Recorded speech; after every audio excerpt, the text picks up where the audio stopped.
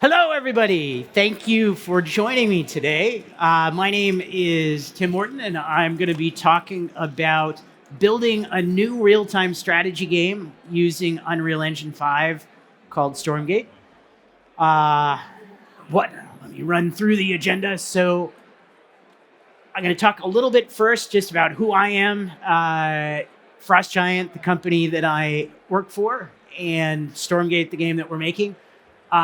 We have a layer of technology that we built called SnowPlay. So I'm going to talk about that. That's very tailored towards real-time strategy, the genre of game that we're building. Along with that, we've built our own editor. So as amazing as the Unreal tools are, we've done some work specific to the genre that we're building. So I'm going to share some new footage that we have not shown publicly before. So you guys get to be the debut audience for that, and then a little bit of wrap up talking about the future. And I am just going to jump right in. That's like the biggest version of my face that I've seen, and I'm sorry about that. But so my name is Tim. I used to work at Blizzard Entertainment on StarCraft. It really was a privilege for me to get to work on that product. It was already one of my favorite games when I joined Blizzard, so I'm certainly not the guy that built StarCraft, but got to be involved in releasing Legacy of the Void and kind of carrying that franchise into its future. In 2020, I had a chance to found a new studio, Frost Giant Studios, with some other Blizzard veterans. And so that's the next slide. I guess I shouldn't stand in front of them. So a number of other veteran Blizzard folks came with me. And I think there is something happening in the games industry right now where there is an opportunity for veteran teams to set up their own shop and build products that they're passionate about. For us, our passion was real-time strategy. This is just a quick video to tell you a little bit about what we're building, and I'm going to let the video speak for itself.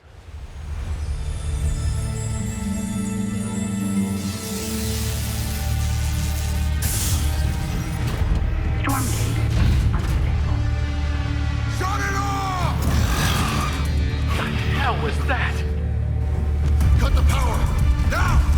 It is too late, my friend.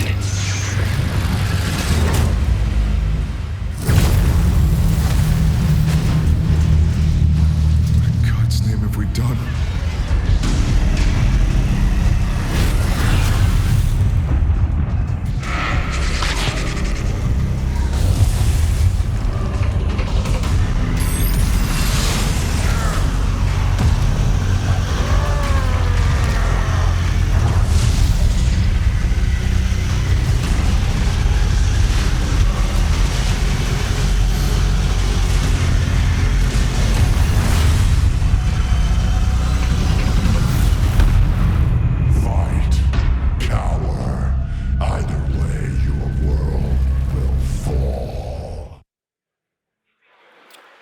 All right, so that is Stormgate. Thanks. And everything that you just saw, including the cinematic and the gameplay, is in Unreal Engine 5. We have been really grateful to have a partnership with Epic on the engine side, and I'll say it's always a challenge learning a new engine as a real-time strategy developer, because the things that we do as a real-time strategy game aren't necessarily the same things that a shooter or an RPG will do. I mean, even obviously the camera angle for a gameplay. So I'm going to talk a little bit about that in more detail in a minute, but I wanted to run through just like what is Stormgate. So classic PC real-time strategy game. We are aspiring to bring more social gameplay into the genre. I think historically, real-time strategy is a very solitary experience, whether you're playing solo campaign or you're playing one versus one competitive. There's so much opportunity for more team modes. So you will be able to play our campaign with your friends. You will be able to play cooperatively against AI, and we are eventually going to release also a 3 versus 3 competitive mode. It's a brand new universe, which is very exciting for us, having worked so long in other universes that have been around for a while, to have a clean slate. And one of the things that I'm really excited to share with you guys later today is the work that we've been doing to support user-generated content. There is a long legacy of RTS editors being used to build all kinds of great new games and new genres, including the MOBA genre that spawn games like League of Legends. So you can see sort of one of the early screenshots of gameplay that we created, but I'm going to talk a little bit about what's hard building a real-time strategy game. And, ultimately, because we have so many units on the battlefield at one time, the amount of data that has to go back and forth is quite high. I mean, in a large multiplayer RTS engagement, you could have 1,600 units that need network sync on screen at one time. And besides the rendering challenge of that, just the challenge of transporting all of that data to synchronize is very high. So one of the things that we have to deal with is, how do we architect a network model that is different from traditional client server that can handle that particular problem space? We are an esport. StarCraft obviously was an esport. So the time that it takes for actions to translate into perceptible change for the player is very important. That's not just network latency, but that's actual simulation latency, which is something that I'm going to talk a little bit more about. In solving that, our network model just transmits input. We don't actually transmit the position of every single unit in the game. We don't transmit the rotation or send events when shots are fired. What we're sending is literally the local input to the other players. And so for that to work, it means that that input has to produce the same output on everybody's system. So this approach requires determinism. And most games don't need this. Like, there is no reason that Unreal should support out-of-the-box determinism for every client. But for our particular use case, we needed this. And so that's something we had to build. And all of this predicates then a whole new core to our gameplay simulation. And what that means is that some of the amazing tools that are built for Unreal don't just work out of the box for us. Things like gameplay ability system, things like the blueprint system are not automatically going to support this deterministic new gameplay core that we've built. So it's a heavy lift to build RTS on a new engine. And then last but not least, when you've got potentially up to thousands of units that have to avoid each other and navigate the environment, traditional A-star pathfinding approach starts to incur some performance challenges. So there are some things that we have to do from a pathfinding algorithm perspective to make RTS effective. So all of this now gets into what we call SnowPlay, which is the layer that we have built to support real-time strategy games on Unreal Engine. And this is a standalone piece of tech that helps drive the visuals and the audio through Unreal, but that whole simulation is actually a standalone piece of tech. On StarCraft, we had a much lower simulation rate, so we've been able to increase the simulation rate. That makes it more responsive. We have, again, just input that we need to send. We're not sending position, rotation, shot actions, all of that stuff. So it's very low on network bandwidth requirements. And as an esport, as a multiplayer game, obviously things like replays and spectating are very important to us. The ability to join games in progress, which is challenging in this kind of architecture. Any fighting game players out there? Anybody? Yeah, okay. One in the back. That guy knows about rollback, right? Yeah, okay. So rollback is a technique whereby data that comes in late to clients can be factored into the simulation. The simulation can then play forward quickly to incorporate that data to provide a smoother perception of gameplay for all of the clients in the match. And this enables players who are in much more disparate locations to still have a good gameplay experience against each other. It enables players who are on bad connections, perhaps in rural areas, to have a much smoother gameplay experience. So we're just super excited about this new tech that we're able to layer on top of Unreal. And I'm going to show a video from our chief architect that talks a little bit about our SnowPlay technology. I'm James Anhalt, the chief architect here at Frost Giant, and I'm here to show you the custom tech we built for Stormgate. It transforms Unreal Engine 5 into the most state-of-the-art real-time strategy game engine. Get ready for SnowPlay.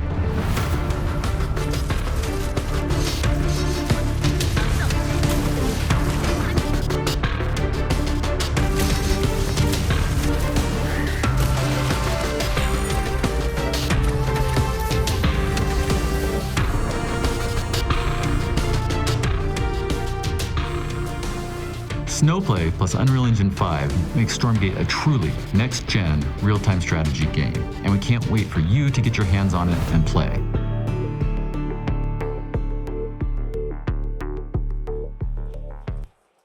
Okay, so I talked earlier a little bit about rollback, and forgive the graininess, because this one's a GIF, but this will show you what it looks like when there is no rollback and there is data loss as a result of that.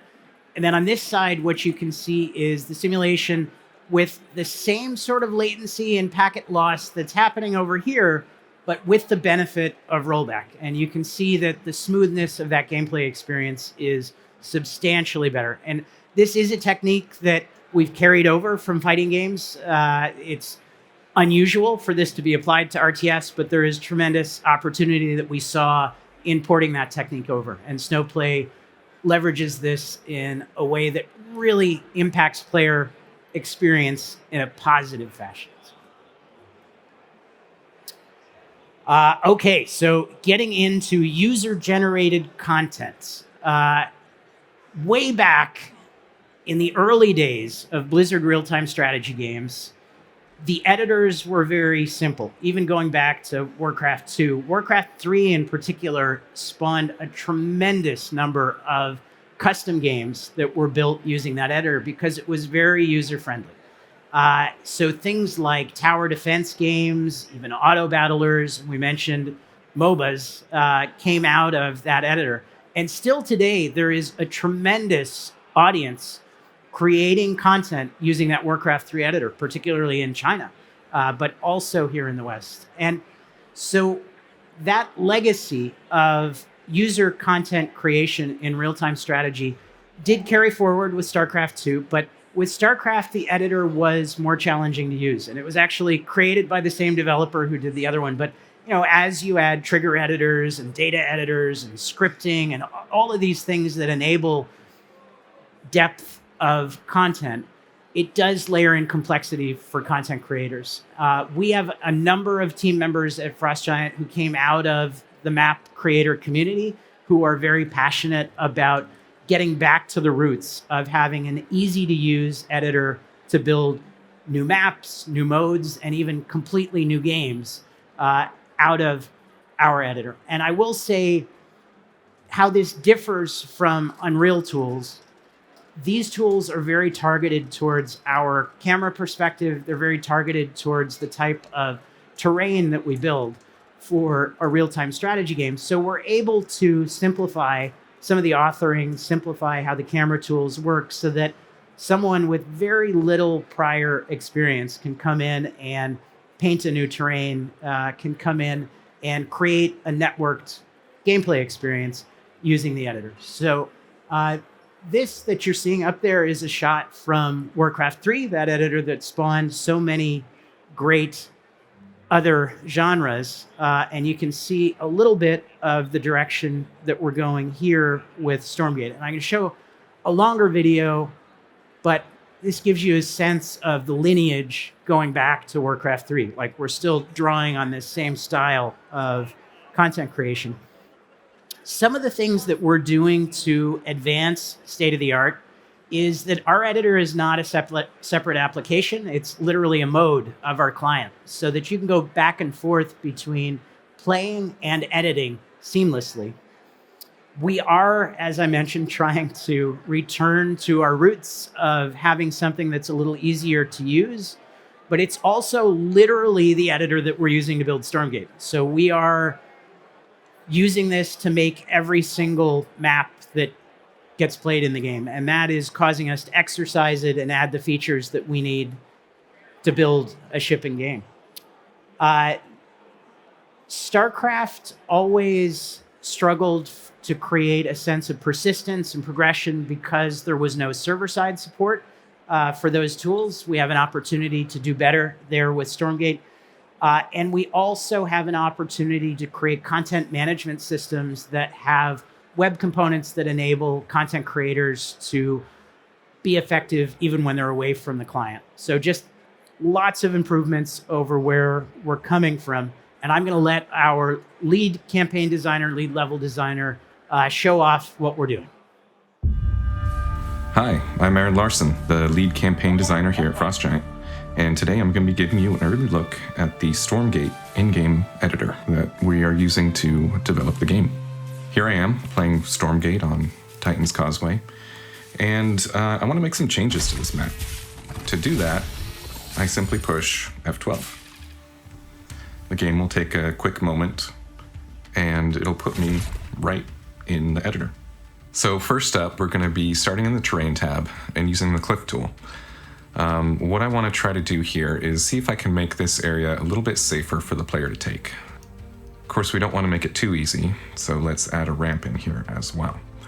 And one thing you'll notice here is I've got symmetry turned on, so I can just go back to the other side and that's already done for me.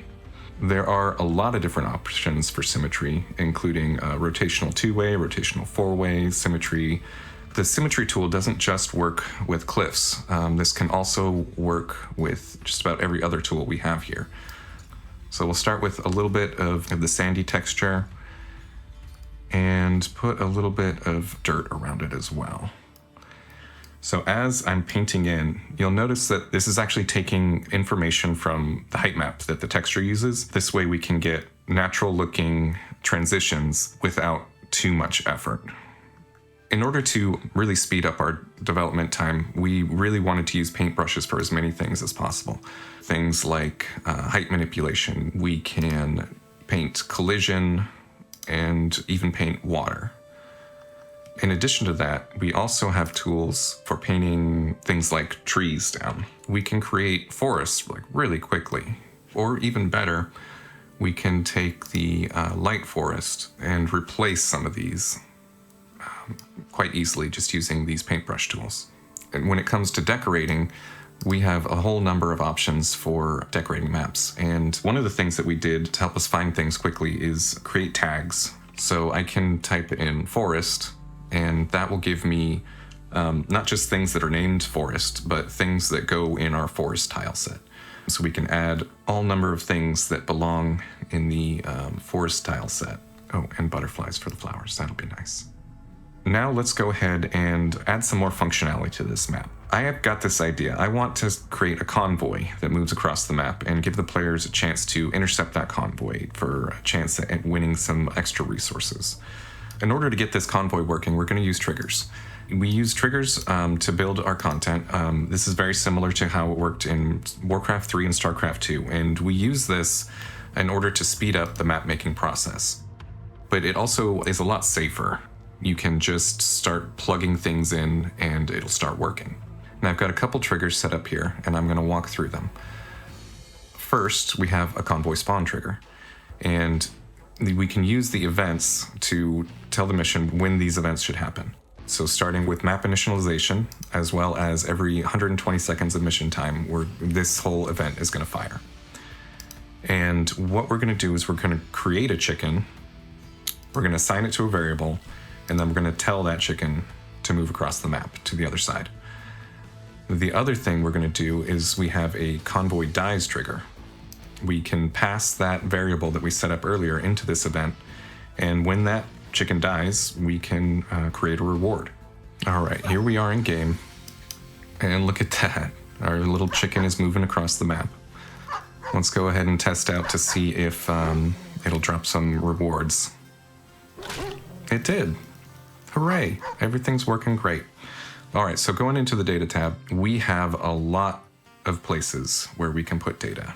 Different game effects like buffs or buttons for abilities, or various game effects like creating unit or doing damage or healing, so on and so forth. Not only can you use any number of existing effects that we've already created, but you can also quickly and effectively create something completely custom. So let's go ahead and create a new unit with some new abilities. Let's give it the Weaver's Lash ability. And we also want to give it a button on the command card. And let's go ahead and make some updates to the Lash ability as well.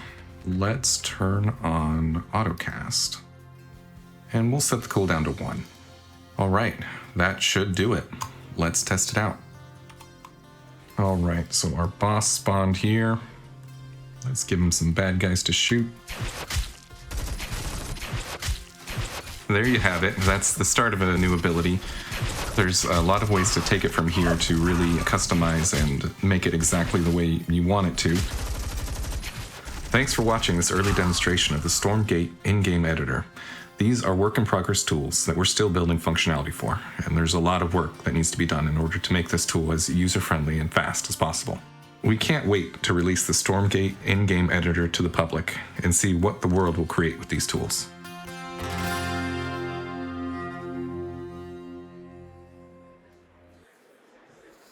All right, so that is the first time we've shown that functionality publicly, so you guys are here to see it first. We've still got a lot of work ahead on Stormgate as a game and on the editing tools. We're going to be going into early access Q3 of this year. Very excited to have had this opportunity to work with Unreal Engine, and grateful to the Epic team for having me here today to talk about it. Thanks for coming out, and have a great GDC.